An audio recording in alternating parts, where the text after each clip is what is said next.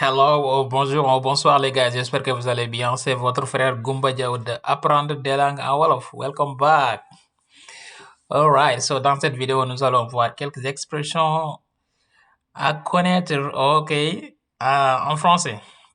Des expressions utiles à connaître en français, ok? So without further ado, sans plus tarder, let's go. J'arrive, j'arrive. maa ngi ñëw, maa ngi ñëw. J'arrive, j'arrive.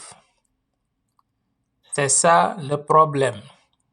C'est ça le problème. C'est ça le problème. Loolu mooy jafe-jafe bi. Loolu mooy jafe-jafe bi. C'est ça le problème. Il ne dit pas la vérité. Il ne dit pas la vérité. Il ne dit pas la vérité. Waxul dëgg gi. Waxul dëgg gi. Waxul dëgg. Il ne dit pas la vérité. Il ne dit pas la vérité. Il est tellement drôle. Il est tellement drôle. Il est tellement drôle. Il est vraiment drôle. Dafa xoromu lool. Bu waxee drôle mooy lu xorom lu reetaanu. Il est tellement drôle. Dafa xoromu lool. Dafa saf xorom lool. Il est tellement drôle. Fais-moi confiance. Fais-moi confiance. Fais-moi confiance. Wóolu ma. Wóolu ma. Amal kóolute ci man. Wóolu ma. Fais-moi confiance. ok di wax sama gars yi yéen ñi xam si ne téere bi nga xam bindoon nañ ko dupp woon ko français pour les locuteurs wolof téere bi li ko tax a jóg mooy jàng français jaar la ko ci làkk wolof right kon képp ko xam si dégg nga wolof bëgg jàng français incha allah mën nga ci jaar ngir am ubbeeku waaye tamit même koo xam si ne sax déggoo français par exemple ko xam français lay dégg bëgg jàngale wolof aussi mën na jëfandikoo téere bi. téere bi kon mi ngi continuer di jàppandi ba léegi disponible na ci gox yu bari ci Sénégal képp koo xam am nga téere bi dina la jàppale baax a baax ngir ko am ko beeku li nga xam si mooy làkku français buntu yu bari na yaakaar naa mi ngi toll ci 114 pages yooyu noonu donc kon mën na leen jariñ baax a baax.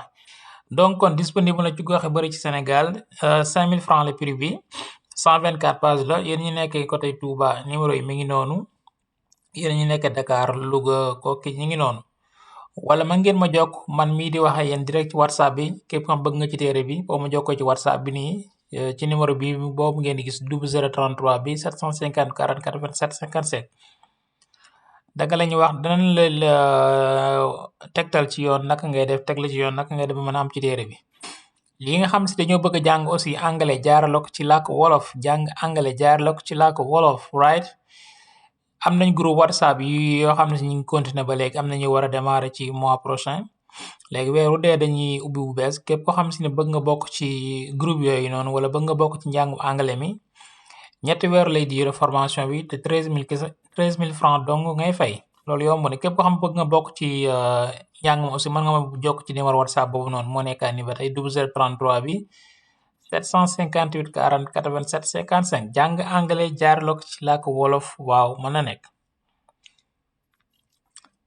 c'est ce que j'ai dit. c'est ce que j'ai dit. c'est ce que j'ai dit. loolu laa wax loolu mooy li ma wax. c'est ce que j'ai dit. c'est ce que j'ai dit. c'est ce que j'ai dit. c'est ce que j'ai dit. loolu laa wax. c'est ce que j'ai dit. écoute-les. écoute-les. écoute-les. déglu leen maanaam ñoom déglu leen. déglu leen. écoute-les. écoute-les. ce n'est pas le mien. ce n'est pas le mien. ce n'est pas le mien. moomuma ko wala du sama bos. ce n'est pas le mien. du sama bos wala nga ne ba tey moomuma ko. ce n'est pas le mien. je connais mon fils. Je connais mon fils. Je connais mon fils. xam naa sama doom. xam naa sama doom donc kon doom ji góor la moo tax mu ne fils bu doon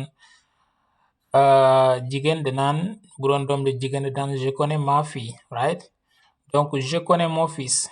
Je connais mon fils. xam naa sama doom.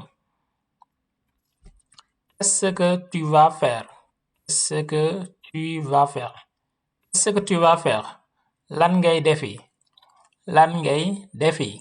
Qu'est-ce que tu vas faire? Qu'est-ce que tu vas faire? lan ngay defi. Right guys, so c'est tout pour aujourd'hui. Merci beaucoup d'avoir regardé la vidéo et n'oubliez pas de vous abonner, liker et partager dana ci am solo. Alright, so till then take care.